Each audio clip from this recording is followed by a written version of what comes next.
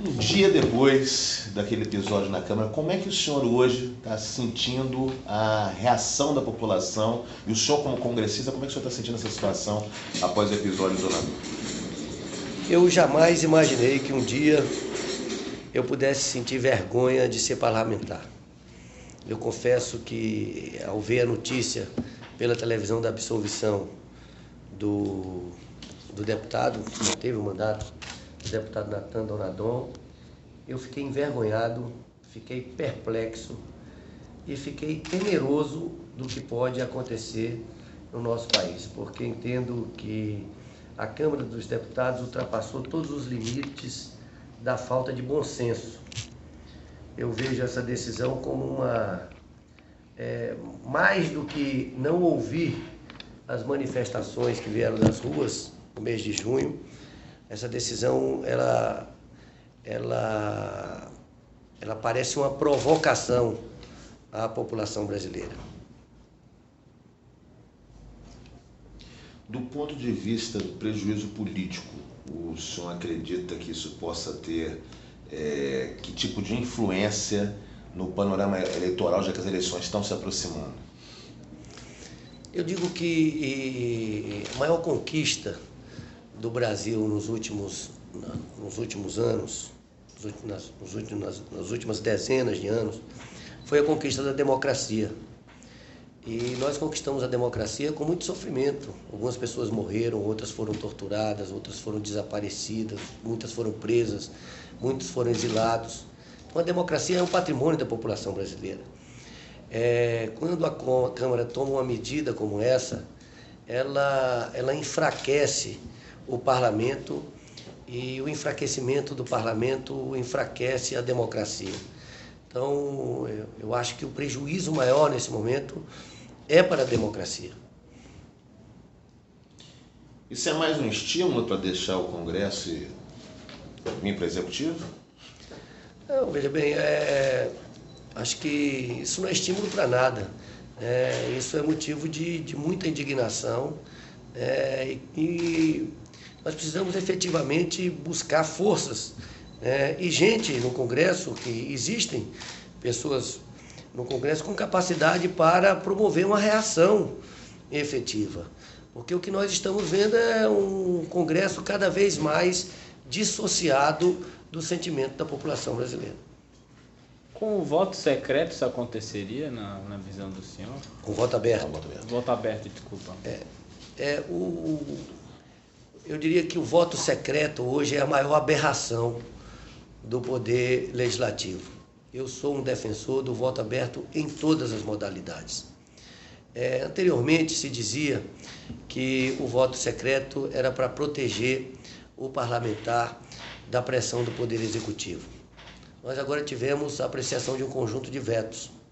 Todos eles foram mantidos, o que demonstra que, ao longo da história, nós temos pouquíssimos casos de vetos que foram efetivamente derrubados, desmentindo essa afirmação. E eu entendo que a grande pressão, que é a pressão, e muitas vezes essa pressão do Executivo sobre o legislador, sobre o Legislativo, é uma pressão espúria, é uma pressão indesejada, é uma pressão em relação a emendas, em relação a cargos, é uma pressão pouco republicana.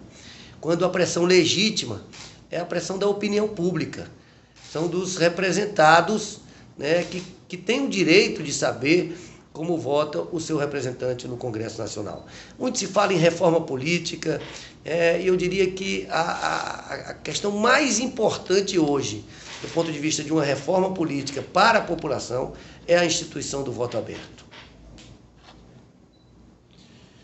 Trazendo agora, voltando para a esfera local política, o senhor foi um dos, junto com o senador Cristóvão, que proporcionaram a eleição do governador Aguinaldo, num momento da história do Distrito Federal muito complicado politicamente. Hoje, como é que o senhor avalia, passando 2 anos e meio dessa eleição, como é que o senhor avalia o governo Aguinaldo? Eu avalio o governo Aguinaldo como a população avalia.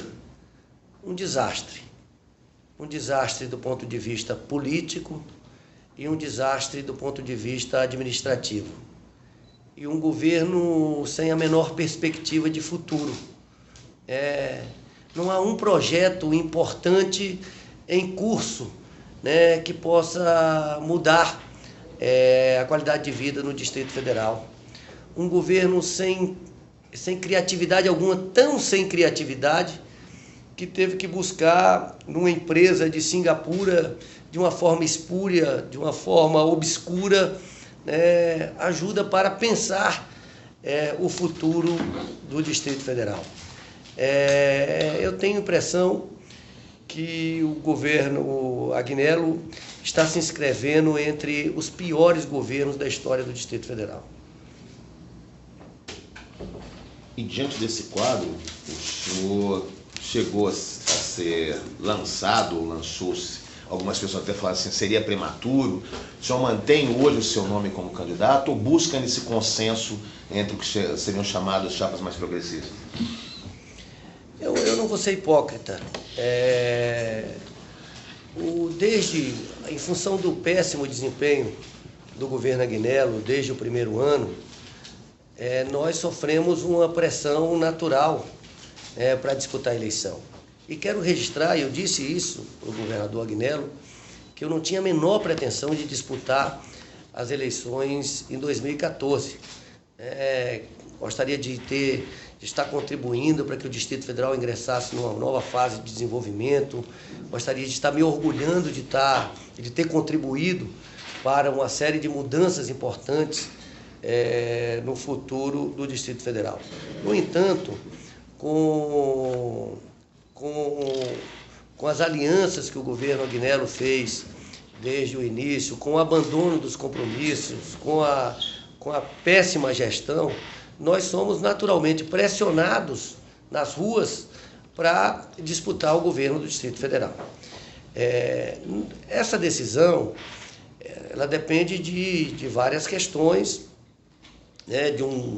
de uma aliança de um conjunto de partidos políticos, de forças políticas, mas para evitar que, caso seja esse o nosso destino, nós estejamos preparados para esse desafio, nós estamos nos preparando, o PSB está se preparando. Nós estamos fazendo uma série de debates sobre formulação de políticas públicas. O PSB formou 12 núcleos temáticos para estudar o Distrito Federal e buscar, compreendendo a realidade do Distrito Federal, formular políticas públicas que permitam dar uma contribuição significativa no sentido de mudar o destino do Distrito Federal.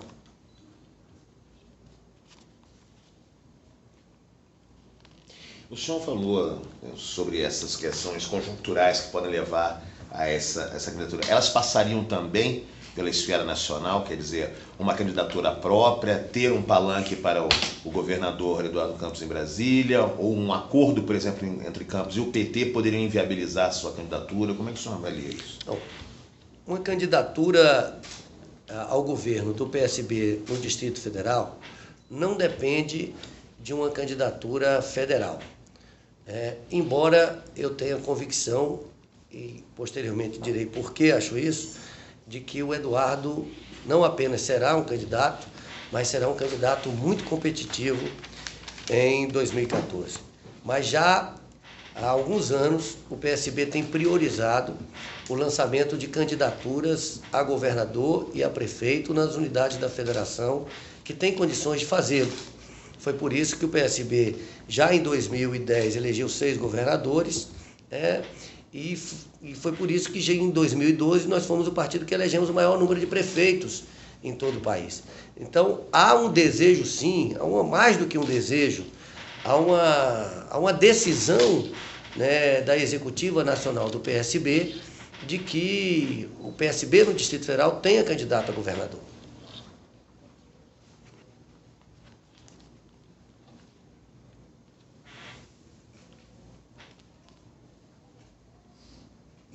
Em termos dessa candidatura, o senhor tem feito aproximações com correntes mais à esquerda, como o PSOL, tem feito aproximações com correntes mais à direita, como o Oriza, a Arruda? Como é que o senhor está pensando em estruturar essa candidatura do PSB? Olha, Brito, nós temos até pela característica da minha trajetória política, nós temos um ambiente de diálogo com todas as forças políticas no Distrito Federal. Mas nós temos mantido uma trajetória de muita coerência em toda a nossa vida. Neste momento, o PSB tem priorizado a formação de nominatas para deputado distrital e para deputado federal. Temos um prazo legal, que é 5 de outubro, então essa tem sido a prioridade do partido nesse momento. Mas nós temos mantido diversas conversas também com partidos políticos. O nosso leque, digamos, prioritário, a nossa construção prioritária, e nós não escondemos isso de ninguém, é com o PDT, com a Rede, com o PSOL, com o PPS. São partidos do campo de alianças do PSB e partidos que guardam muita coerência com a trajetória política do PSB. E diante desse quadro, como o senhor vê as notícias que hoje dão conta de uma tentativa, vamos tratar como tentativa de cooptação por parte de alguns quadros do PDT pelo governo Aguinello, no caso o secretário de Educação? Como é que o senhor vê isso? Já é uma manobra para inviabilizar esse possível chapa, esse possível apoio? Fala-se, por exemplo, que isso era para construir a candidatura Regufe ao Senado, ponto. Eu vejo isso como mais uma ação política desastrada do governador Aguinello e desrespeitosa com a principal liderança política do nosso campo, que é o senador Cristóvão Buarque. Todos sabem que o Marcelo Aguiar, que é um quadro valoroso, é uma pessoa muito ligada ao senador Cristóvão Buarque e ligada ao PDT. Qualquer convite a um quadro político nessas condições deveria anteceder qualquer convite a um quadro político como esse, uma conversa com o partido, com o seu presidente, com o Jorge Michel, com o senador Cristóvão e com o deputado federal, Antônio Regufe. Tentar fazer isso como uma forma de pressão, ao invés de aproximar, afasta, como já me revelou o senador Cristóvão Buarque, que está extremamente irritado com mais essa atitude do governador Aguinello, desrespeitosa do governador Aguinello.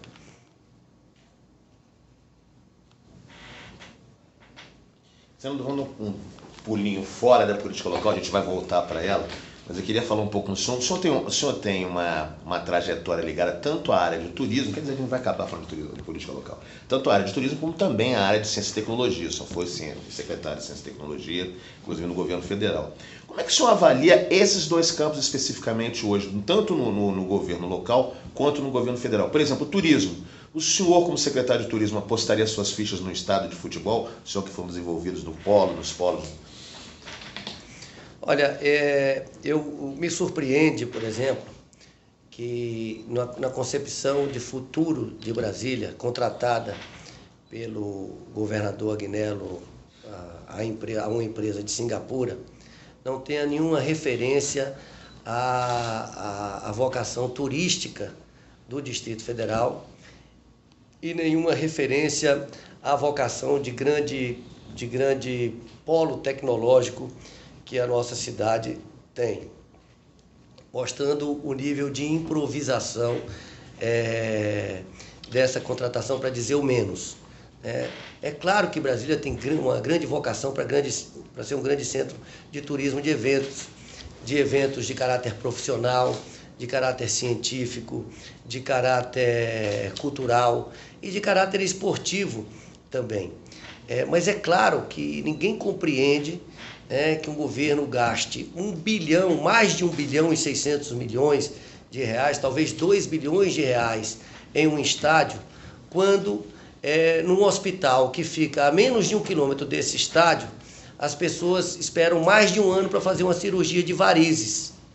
E onde percebemos que em vários estados do país, governadores têm feito estádios tão bonitos e tão bons como o de Brasília por até 1/3 do preço. E é claro que Brasília tem outras prioridades que precisam ser desenvolvidas. Por exemplo, para um centro de eventos, Brasília já precisa de um novo centro de convenções moderno, para que possamos abrigar grandes eventos de todo o tipo. Brasília precisa ter uma infraestrutura turística. Nós vamos receber um evento como a Copa do Mundo sem termos feito nenhum investimento em infraestrutura turística, por exemplo, no projeto Orla, nas diversas cidades do Distrito Federal. Brasília tem uma outra vocação de ser um grande centro de turismo cívico. E nós estamos fazendo muito pouco ou quase nada em relação ao desenvolvimento do turismo cívico.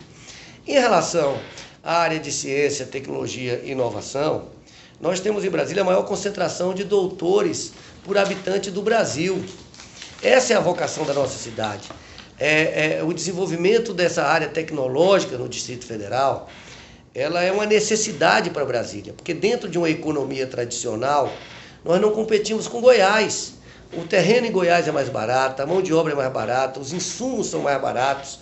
A grande vocação de Brasília é ser um grande polo de alta tecnologia. Para isso, precisa de articulação entre a Universidade de Brasília, os diversos centros da Embrapa, que nós temos aqui no Distrito Federal, a Fiocruz, que agora está aqui, a Universidade Católica e outras instituições de pesquisa. E quem tem que comandar esse processo de articulação é o governo do Distrito Federal. No entanto, o que é que nós vimos? Uma área estratégica para o Distrito Federal, como a área de ciência e tecnologia e a Fundação de Apoio à Pesquisa, entregues à pior espécie de clientelismo político que levou à prisão dos seus dirigentes. É assim que o governador Agnello está tratando uma área estratégica do Distrito Federal como a área de ciência e tecnologia, colocando pessoas que transformam essa atividade em casos de polícia. Nós já podíamos aqui estar adiantados com o nosso Parque Tecnológico Capital Digital, dentro de uma perspectiva efetivamente de um parque tecnológico de biotecnologia, um parque tecnológico na área de saúde, programas de extensão tecnológica envolvendo Universidade de Brasília, Instituto Federal de Brasília e outras para micro e pequenos empreendedores. Enfim, são questões óbvias dentro da vocação de Brasília e que estão abandonadas no governo Agnello. Por falar nisso, e a questão do contrato do lixo? Eu sei que o senhor acompanhou a questão do contrato do lixo, inclusive como integrante da bancada. Isso foi discutido em reunião da bancada do Distrito Federal. Qual é a avaliação que o senhor faz desse contrato? A minha avaliação é que isso se transformará em mais um grande escândalo, porque é inadmissível, não há sentido algum em fazer uma parceria pública-privada por 30 anos, num valor de mais de 11 bilhões de reais, em que os custos anuais da coleta e tratamento e disposição final dos resíduos sólidos no Distrito Federal sejam ampliados muitíssimo e que não haja uma incorporação, como prevê a Política Nacional de Resíduos Sólidos, com os catadores. Isso feito de uma forma autoritária e sem nenhuma transparência. O senhor já tentou usar também a rede wireless aqui no centro da cidade, porque isso funciona? A rede Wi-Fi que foi instalada? Acho que essa área de tecnologia no governo do Distrito Federal é sem comentários. Senador, bom, o senhor mantém a sua candidatura, claro que ela não é irredutível, ela depende do que apoio. O senhor mantém, hoje o senhor é candidato ao governo do Distrito Federal? A legislação não me permite ser candidato a governador em 2013. Eu digo com toda franqueza que eu estou me preparando para ser candidato ao governo do Distrito Federal. E o senhor falou, a gente conversava um pouco antes da entrevista, o senhor dizia que o governo Agnello não teria uma marca. Qual seria a marca do governo Rodrigo Hollenberg? Eu entendo que nós temos 5 áreas. Bom, primeiro é importante registrar o seguinte: nós temos uma obrigação com essa cidade, pelo fato de ser a capital, pelo fato de termos recursos suficientes, de termos serviços de qualidade. Brasília é uma cidade que tem que ser exemplar nos serviços oferecidos à população.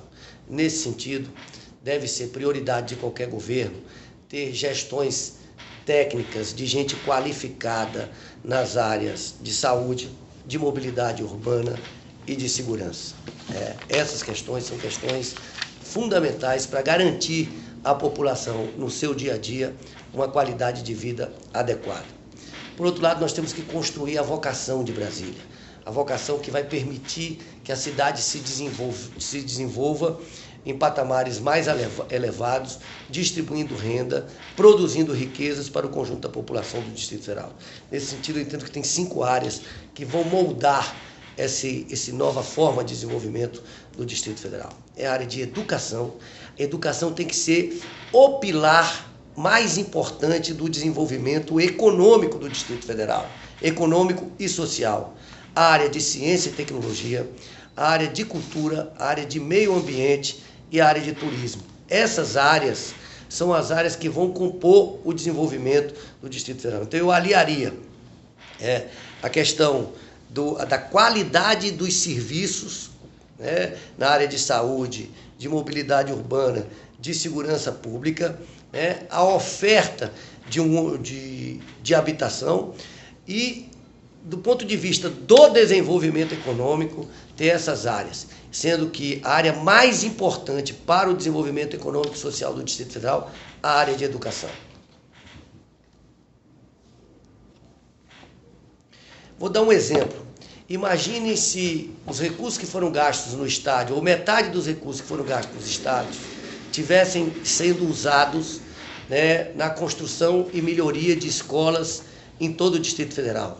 Construção de quadras de esporte, de auditórios, de cinemas, reforma das escolas, laboratórios de informática, laboratórios de ciências. O que isso significaria? Descentralização dos investimentos, oportunidade para médias empresas construtoras, ao passo que, na construção do estádio, nós temos o quê? 2 ou 3 grandes empresas concentrando os investimentos que não têm retorno para a população e concentrando as atividades econômicas em apenas um lugar no plano piloto. Agora, ao mesmo tempo, por exemplo, articular a questão da merenda escolar, com a educação integral e a merenda escolar das escolas do Distrito Federal, com a agricultura familiar do Distrito Federal, permitindo que o governo compre diretamente dos produtores rurais, gerando emprego no campo, gerando uma boa alimentação de qualidade para os estudantes, trabalhar formas que o governo do Distrito Federal compre os uniformes aqui mesmo, compre o material escolar, compre o mobiliário, ou seja, promover o desenvolvimento articulando toda uma cadeia produtiva em torno da educação. Articular com os grupos de cultura, articular com os grupos de esporte que hoje atuam nas cidades, buscando garantir atividades em tempo integral nas escolas, ou seja, nós estamos trabalhando no sentido de fazer da educação o pilar do desenvolvimento econômico do DF. Senhora, eu notei que quando o senhor falou do estádio, o senhor destacou o aspecto de custo, de falta de transparência. Quando o senhor falou no lixo, o senhor falou em escândalo. Quando o senhor falou em ciência e tecnologia, o senhor falou da Fundação de Preparo à Pesquisa, de apoio à pesquisa, que também... O senhor está achando que isso é uma espécie de marca do governo Aguinaldo? Olha, eu acho que construir um estádio por quase 2 bilhões de reais por si só é um escândalo. Eu diria que falta transparência no governo Agnello, e até aqui o governo Agnello não tem nenhuma marca, nenhuma marca. E espero que essa não seja a marca do governo Agnello.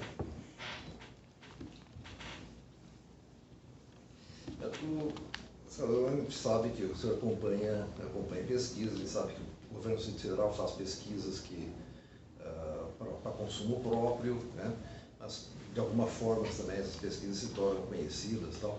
Que tipo de avaliação o senhor faz do que as pesquisas mostram a respeito do atual governo? As pesquisas mostram o que a população sente na rua.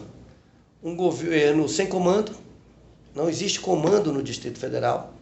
Essa percepção ficou muito clara quando o governo federal teve que mandar um interventor que se assumia, inclusive, nem escondia isso em nenhum momento. O MEG disse, eu vim aqui para botar ordem na casa e tal, não devo satisfação a ninguém, porque estava se perdendo o controle da situação.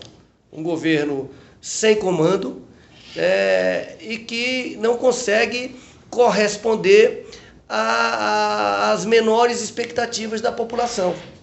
Há esse sentimento de que há um governo atabalhoado, um governo sem comando, um governo que não consegue resolver problemas básicos da população.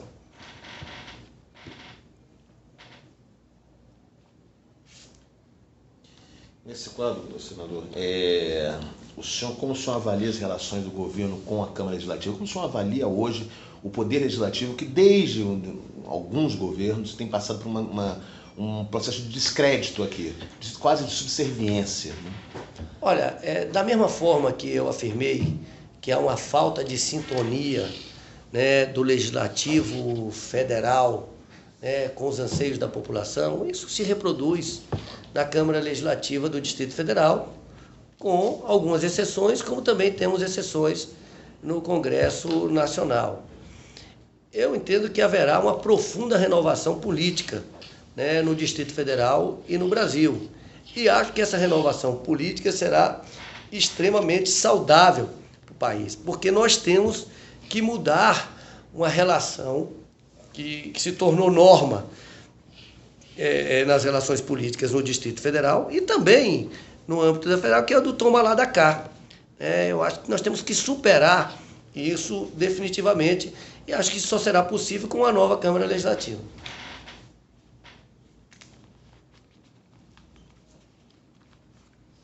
E como é que o senhor acha que o entorno deve interagir, ou deve ser trabalhado para interagir com a política do Distrito Federal, a política econômica? O entorno, especialmente a região metropolitana do Distrito Federal, como Águas Lindas, Santo Antônio do Descoberto, Novo Gama, Valparaíso, Cidade Ocidental, Formosa, Planaltina de Goiás, até Lusiânia, o desenvolvimento do Distrito Federal e a prestação de serviços no Distrito Federal deve ser necessariamente concebida conjuntamente. Tudo que for bom para o entorno será bom para o Distrito Federal. Então, se nós temos hoje um serviço público de saúde que, em grande parte, é impactado por pessoas que moram no entorno e tem todo o direito de buscar esses serviços no Distrito Federal, porque não tem esse serviço nas suas cidades, é claro que é inteligente e deve ser de responsabilidade do Distrito Federal se articular com Goiás e com a União para oferecer alternativas de saúde, hospitais com a construção e manutenção de hospitais de média complexidade nessas cidades mais importantes da região metropolitana do Distrito Federal, como Águas Lindas, como Lusiânia, como Formosa, fazendo um amortecimento desse fluxo. Por outro lado, é obrigação sim do Distrito Federal promover, conjuntamente com Goiás e com a União, o desenvolvimento econômico dessas regiões. Porque se nós tivermos um polo industrial em Águas Lindas, tivermos um polo industrial em Lusiânia, tivermos um polo industrial em Formosa, grande parte da mão de obra que vem todos os dias para o Distrito Federal, impactando o transporte coletivo, impactando os demais serviços do Distrito Federal, terá oportunidade de trabalho ali.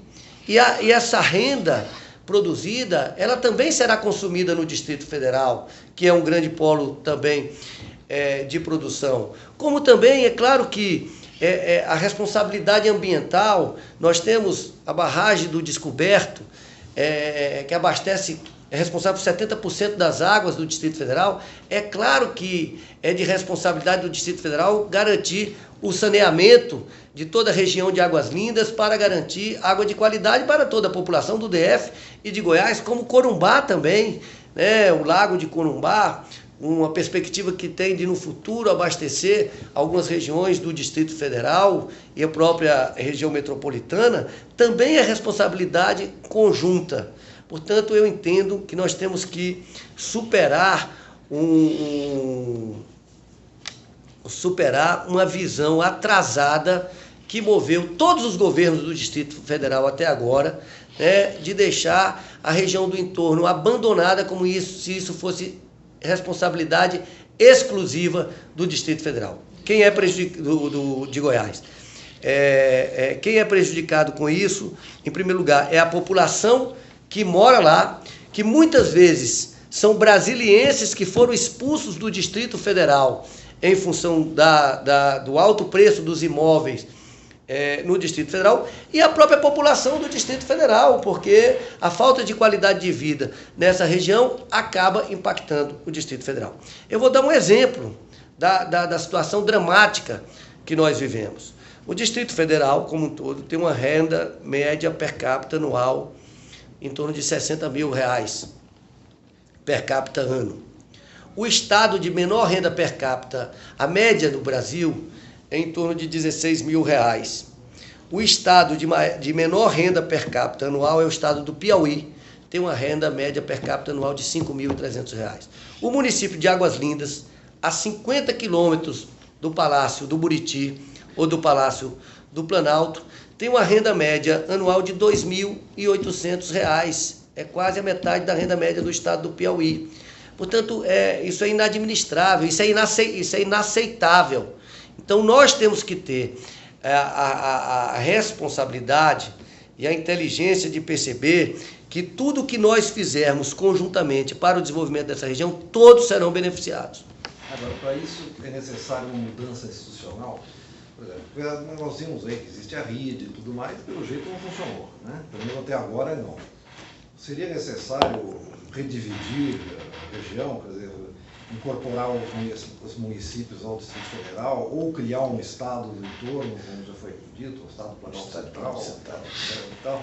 Seria necessário alguma coisa desse caminho? Eu entendo que não. Eu entendo que o que nós não tivemos até hoje foi vontade política, que deve ser uma vontade política conjunta e que deve ser uma vontade política liderada pelo governo do Distrito Federal, que é quem tem mais condições de liderar esse processo.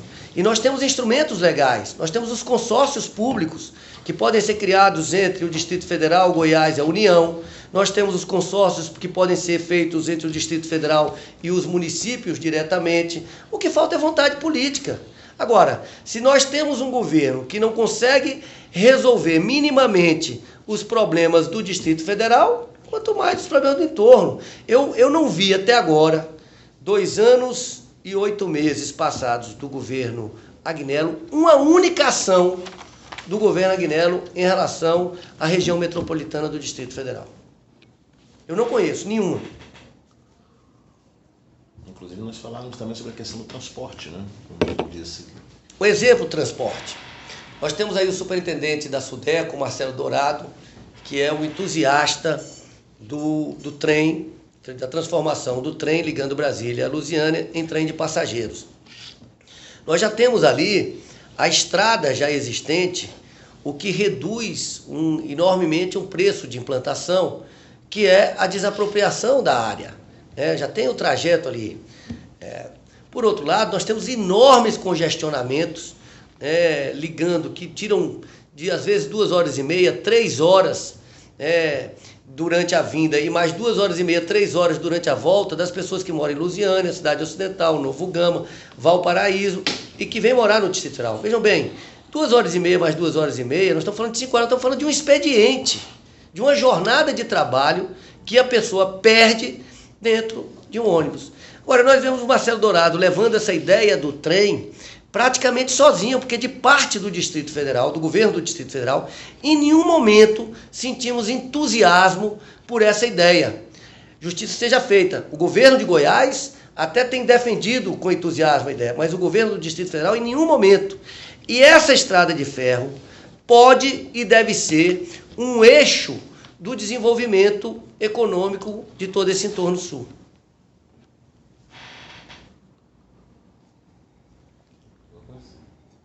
Vou fazer só uma pergunta que o senhor falou que ia falar depois.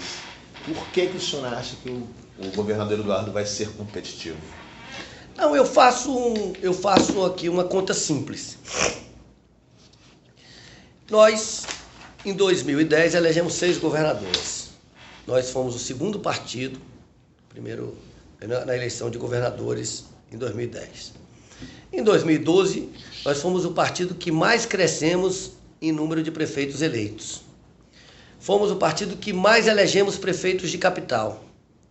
Fomos o partido que mais reelegemos prefeitos no Brasil, o que mostra um nível de aprovação muito grande das nossas administrações.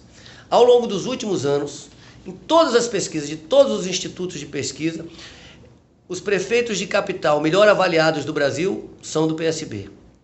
E em todas as pesquisas de todos os institutos do país, nos últimos anos, o governador melhor avaliado do Brasil é o governador Eduardo Campos. Foi o governador reeleito com maior índice, com 82%, foi reeleito no primeiro turno. É um governador testado como liderança nacional, quando foi ministro da Ciência e Tecnologia, onde mostrou uma visão de futuro muito grande. Testado no diálogo, é conhecido e reconhecido pela sua capacidade de diálogo e é conhecido e reconhecido pela sua capacidade de gestão. Isso tudo faz com que o PSB não possa deixar de ter, neste momento, um candidato a presidente da República.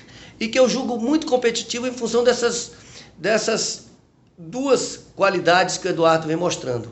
A sua enorme capacidade de diálogo com as diversas forças políticas, que o faz respeitado em todo o campo político brasileiro, e, ao mesmo tempo, a sua enorme capacidade de gestão, de entregar as coisas, e que é amplamente reconhecido pela população.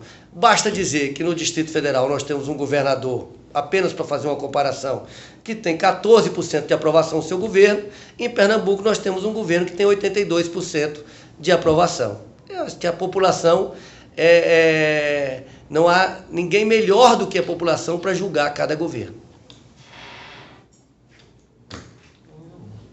Perfeito. Deu para esquentar um pouquinho?